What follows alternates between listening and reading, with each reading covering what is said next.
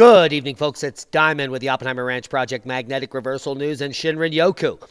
Boom! Oppenheimer Ranch Project back in effect, bringing you a grand solar minimum update Monday, April 26th, 11 p.m. Mountain Time, 2021. The models are in. The snow is deep, 2 feet in northern Colorado and continuing to fall. Take a look at northern Ontario. The big story is sulfur dioxide from the Soufrière St. Vincent volcano has traveled around the world. But the big story, Sierra travelers caught off guard by sudden snow. Ho, ho. Keep calm. It's boom time. Let's talk about the snow in the Sierras. And let's see what they have to say. Hours now. A few people we spoke with today, they're this late in the year, and so it's safe to say they came a little underdressed, but they still managed to find some joy in this snow. Yep, joy in the snow, ho ho, global warming goodness in Soda Springs, California. Snow is not something people would expect in late April driving to Donner Summit off Interstate 80.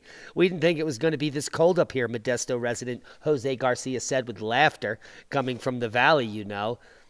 And like for a lot of people traveling through the area, light clothing was the wardrobe of choice. That's not something people would expect in late April driving through Donner Summit off I-80.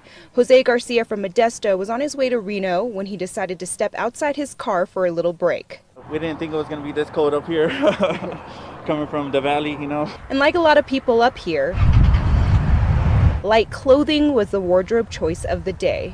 Coming from the Bay Area, it's more like this is our everyday outfits, and we didn't plan accordingly to come to the snow. Even though the sight of snow wasn't something Christian Salcido expected to run into from Fallon, Nevada, he says his family decided to make the best of the situation. Can you believe how unprepared these people are? As record snow blankets Indiana just earlier this week, Edgar County goes from 70 degrees to a day of Arctic blast with an inch of snow, breaking records going all the way back to 1893. In fact, it's not the latest snow that has been documented flying in this part of Paris, Indiana, though. There have been numerous reports of trace amounts of snow throughout the months of April, May, and even a few in June and July in the early 1900s. The latest trace was in 1909 in the centennial minimum, July 9th. So that's a sign of things to come, and more coming. Here's the snowfall totals for the last 72 hours. Heavy snow in Montana and all the way down through the Sierras. Good news for the super mega drought that they're pushing. May weather can bring tornadoes, tropical storms, warmer temperatures, and even snow. Ho, ho, ho. Just like we saw. Here's average tornado risk for areas in May, and that goes from all the way up to Iowa down into Texas, the nexus of the schmexus. That's the bullseye. And thankfully, we don't live there. So there is that. Here are storm origins for May hurricanes. So we're going to be watching the southern Atlantic here. Very infrequently they form in the Gulf, but they do form down here south of Cuba. So we'll keep a close eye on that for you, as over the past 7 days, thousands of low-temperature records fell across the United States. And thankfully, Cap Alon has reported on them. Well, actually, it's Cool Weather Wix, coolwix.com. Pretty cool, pretty awesome site. And what we're going to look at here is all of those records being broken. 21st, 22nd, 23rd, 24th. And a few hot record temperatures. Those are the yellows, but mostly cold record temperatures. If I could, there's the 19th. Take a look at the 20th. And then the 21st. It seems like 1,000 records. 22nd, the 23rd, and then the 24th. And now the East Coast is going to be record hot after 12 inches plus of snow and quarter-size hail possible in Colorado over the upcoming days. That's crazy. We're getting lazy. Actually, I didn't even set up the camera, but I just turned it on. So how the heck are you? We have 12 to 16, maybe 2 feet of snow coming to Colorado in the next few days, Tuesday and Wednesday. According to the National Weather Service, up to a foot of snow will be possible over the Front Range Mountains from Tuesday through Wednesday, with mapping showing the potential for higher totals in some select high elevation regions in the north of the state. We'll get to those models in a second. Near 80 degrees Monday. Major storm system arrives Tuesday, Wednesday with snow. Ho, ho, ho. Grand solar minimum much? It's like we predicted 4 years ago. We'll be seeing exactly this. Extremely hot temperatures followed by extremely cold temperatures and snow. Crop failures and losses. Infrastructure damaged. People confused. 10 inches in Blackhawk, 9 inches in Idaho Springs, 10 inches in Evergreen. And that's just a tippy touch of what's coming. Near record heat fuels severe storms this week in the south. The southeast like a beast. It's going to be cold in the west and hot in the southeast. We're going to show you that info coming soon.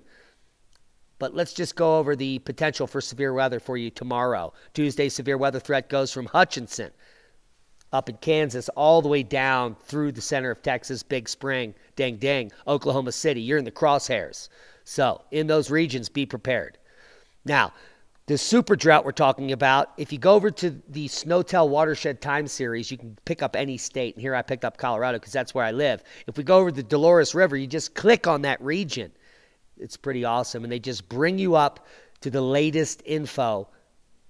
And it also lets you look at all the graphical analysis for the last 10 years.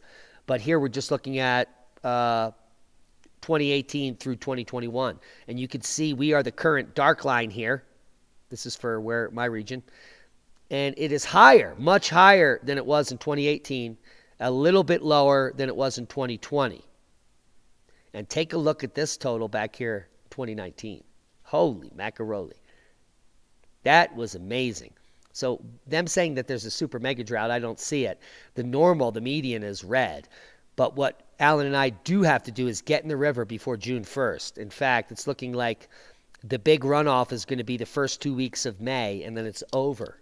Third week of May, it's going to peter off, and there'll be nothing in the first week of June, unless this storm packs a punch, in which case this will bump up here, just like this one bumped up. So we'll get a bump up here, and it'll extend it out into the 4th of July. That's my hopes. Let's check out what the Weather Ready Nation has to say. Severe thunderstorms in the south, critical fire conditions persist. Severe thunderstorms may produce damaging winds, gusts, large hail, isolated tornadoes, and a few instances of flash flooding, primarily across portions of the southern plains Tuesday afternoon and night. Critical fire weather conditions will shift from the Four Corners region to the southern plains with a separate area over New England. Hello. And let's look at this GFS model, which is just updated. That's nice. We're getting a little bit more data there. But this is the newest model, and it's showing what's happening through Tuesday to Wednesday morning. Snow's going to be picking up here by Wednesday morning, Tuesday through Wednesday morning. That's Tuesday through Wednesday morning. Snow moving through Utah, a little bit more snow in central Sierras there. Take a look at this. Southeastern Oregon. That's a dry spot, and they're getting some wet weather. That's very much needed, and it's going to continue. Look at that pummeling. By Wednesday night into Thursday, there could be 2 feet of snow in northern Colorado in many regions, hundreds of square miles. And then this storm picks up in Ontario. Take a look at that. Could be northern Ontario is going to get hammered, and that could be some record-breaking snow with a little clipper going here across the northern tier of Michigan and Wisconsin. That's about it. A little snow moving into the northeast by the first week of May. But by the time we hit the 5th and 6th of May, more weather, winter weather patterns are going to be moving across the U.S., and we will be reporting on them. Winter arrives early across the southern hemisphere. This includes South Africa and Australia. The global warming narrative is collapsing like a flan in a cupboard. Because that should be in the refrigerator, by the way. The cereal prevaricators. What is that word? The serial prevaricators. The serial provocateurs are leading the patrolling masses ever closer to the cliff edge. I just never saw a word like that. Sorry, Cap. But here we are at Afri-Ski, where you can clearly see in southern Africa there is snow. Ho, ho, ho. And there you can see the record cold temperatures. These are the departures from normal in South Africa. They will continue all the way into May here. This is through May 2nd. And then here we are in Australia looking at the same thing. Here is Mount Beulah or Buller. I don't know because I'm not from Australia. It's so far away. But take a look at the temperature anomaly map through May 4th. It looks like the entire southern tier of Australia is going to be quite nippy. Much colder than normal. And a little bit of snow arriving there. So, sign of the times. Cold temperatures. Seismic update. No quakes of note. We've had some pop-offs in south of the Tonga region where we're predicting maybe a 7 magnitude. Nothing happened there of that nature. Biggest quake of note in the last few hours, 5 magnitude north of Marianas Islands in the middle of nowhere. So good news there. No quakes of note, which is what we like to see. There is quite a nice boomer here, 4 magnitude on the Caribbean fault. So we'll keep a close eye on that for you. Now let's take a look at worldwide volcano news. Popo, Reventador, Sakurajima. Sakurajima just exploded to around 12,000 feet. Nothing coming on the SAT there. Very minimal dust and ash. Reventador to 15,000. But Fagradishfall is coming in big. Eruption continues with lava flows filling 2 valleys as an engineering firm is calculating how to actually start to channel and move the lava in particular directions because they now know that this may erupt for decades, even hundreds of years. And in that scenario, even at a low 5 cubic meters per second outflow from this volcano, that it will reach populated areas, cross over highways, and destroy the infrastructure in Iceland unless they do something about it. So they're going to be proactive, and in the next month or so, they're going to be working on putting up a lava wall, pretty interesting, to redirect the lava. Now, as early as the early 70s, Iceland's volcano response team has learned how to fight lava flows, and they're the best in the world at doing it. So this will be an unprecedented attempt at reorienting lava flows in a fissure eruption that may last for millennia. Well, decades or hundreds of years anyway. So that's pretty fantastic stuff coming from Iceland. Also, we let it off with you, the Soufriere, St. Vincent volcano update. The eruption plume has traveled around the world. Yes, just in 14 days. It's insane. Volcanic activity continues as the volcanic plume of sulfur dioxide in the form of sulfur dioxide from the recent volcano explosions continue to circle the globe. Almost 14 days since the first eruption, the emissions are reaching the volcano again on the other side of the planet. And we have a jiffy to show you that. They just whip around here day 8, 9, 10, 11, and boom, they're coming back in on the SAT. Right there, like swimwear. Here's a picture. This is the new SO2. This is the old SO2, the original from the massive eruptions, now hitting St. Vincent as the plumes that are currently being emitted leave. So we now have a sulfur dioxide circle around the northern hemisphere around 20 to 30 degrees, 20 degrees latitude. Pretty fantastic. And here's some live footage from the Iceland volcano yesterday, thanks to the Reykjavik Grapevine, one of the best channels that went from 1,000 subscribers when I first watched them prior to the eruption to now over 30,000 subscribers in, yes, just 1 month. And that's a boom. Let's take a look. Shall we?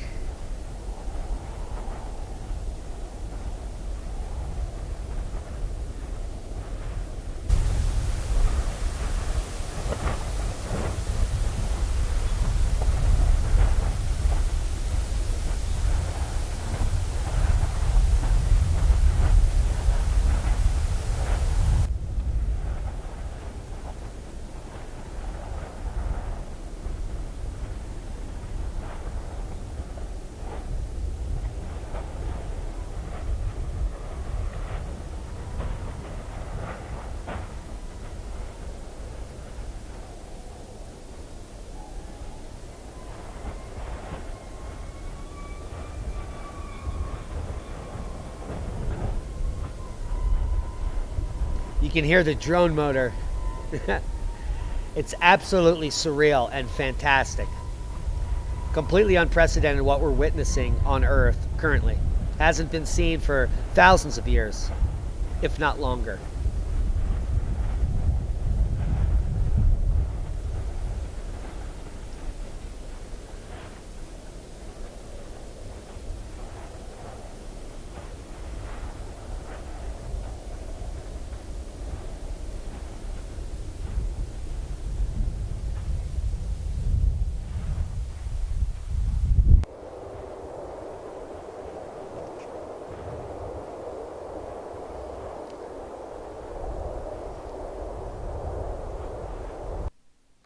So please come over to the Reykjavik or the Reykjavik Grapevine, give them a thumbs up, tell them Diamond sent you, subscribe to the channel, and be the change you want to see. Excellent reporting going on over there. Now, let's change topics. Global food prices are becoming dramatically more expensive. Yes, that means that it costs more money to buy food for you to eat.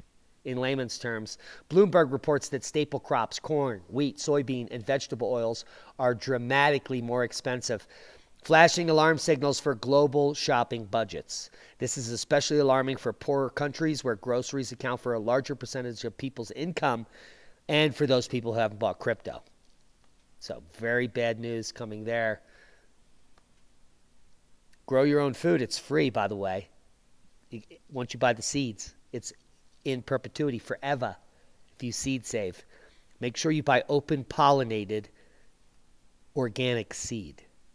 Fifth whale washes up dead in San Francisco Bay in less than a month. This is hitting record territory, and this is due to the ongoing magnetic excursion and echolocation of animals using magnetic fields.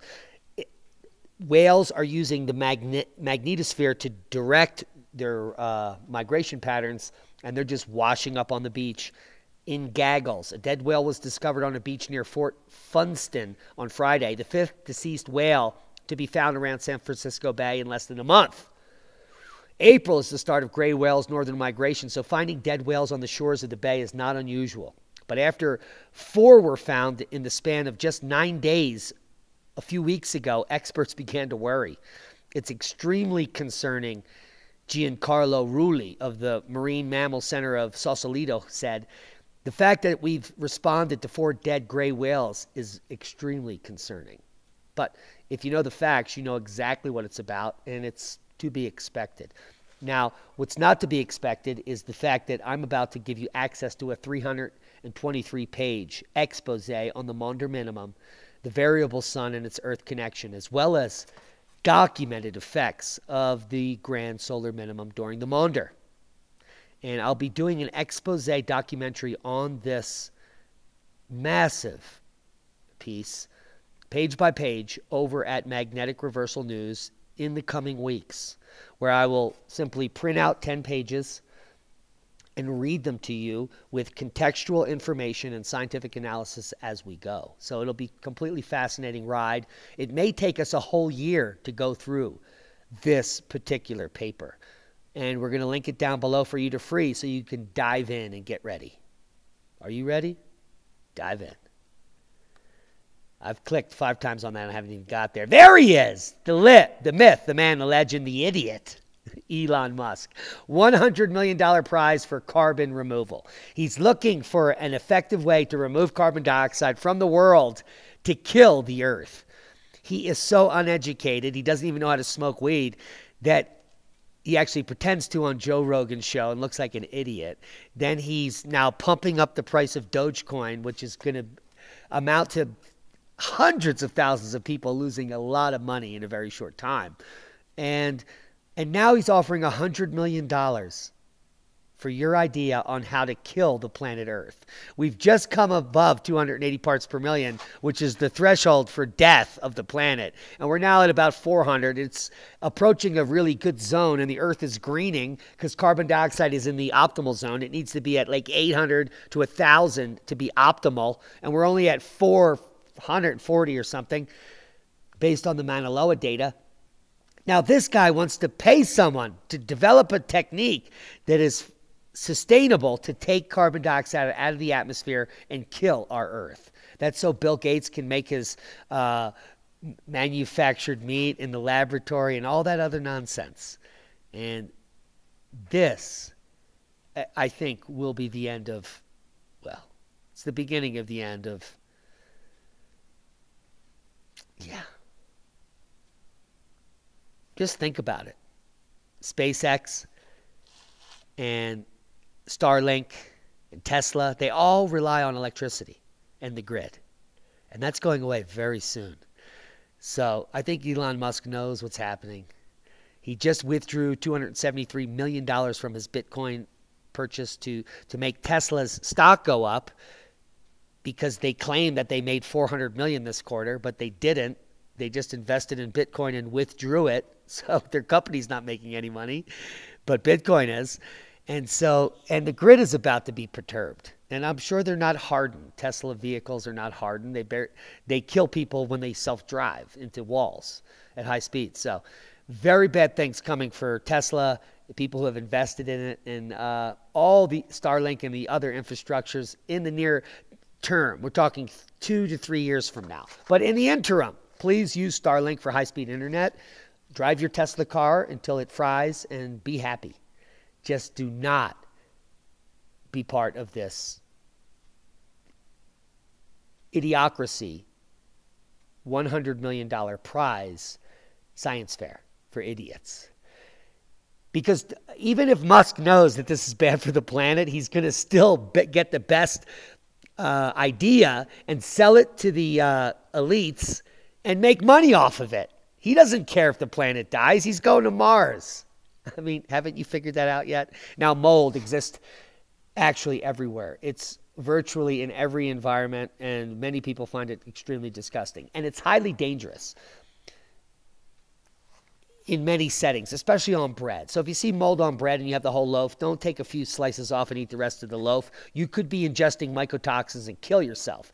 And if you don't in the short term, you could be killing yourself in the long term and give yourself liver cancer 5-10 years out. This is based on the scientific information that I am well aware of. Now, there are certain products like fruits and vegetables that you can cut the mold off, but only hard vegetables and fruits, like carrots. If a carrot is moldy, you can cut an inch up from the mold and still eat the carrot. If a hard cheese is moldy, you can cut a half an inch of the cheese off and still eat the cheese. But in other, like apples that are moldy, don't eat them. Loaves of bread, same thing. The mold is going to be throughout the thing, even though you can't see it yet. The mold spores, the mycotoxins. So I'll leave you links to this paper, and it's very important that you get up to speed and know a little bit about mold. As the cosmic rays increase, we're going to have more rain and more mold. And it is, in fact, mold that has shaped the future of humanity. Let them eat cake, and when people were starving in long ago times, during the Dark Ages, well, the elite's reserves of rye had become moldy. And we know what happens when rye becomes moldy. People hallucinate, and that's what happened. But I hope you're learning how to grow fruits and vegetables in these trying times and not hallucinating. In fact, even if you don't have a penny, we're about to provide you with a 77-page PDF, Gardening 101, how to grow your own food. You can print it out. You can keep it in your bug-out bag if you don't want to read it, or you can read it now and start putting seeds in the ground and start surviving and thriving in the future. Hope you got something out of the video. Proper prior planning prevents piss poor performance. In the magnetic reversal and grand solar minimum you're living, the mainstream's never going to tell you about it. They will eventually shut our channel down, and you'll never hear about it. But the good news is that in just a few years, the grid is going to be perturbed, and all this gobbledygook and technology will go away. So, hey, we love each and every one of you, our one-time donors, our Patreons, people that share this video. You're all heroes, and we love you. Click on one of the other boxes to gain more knowledge, and we'll see you tomorrow.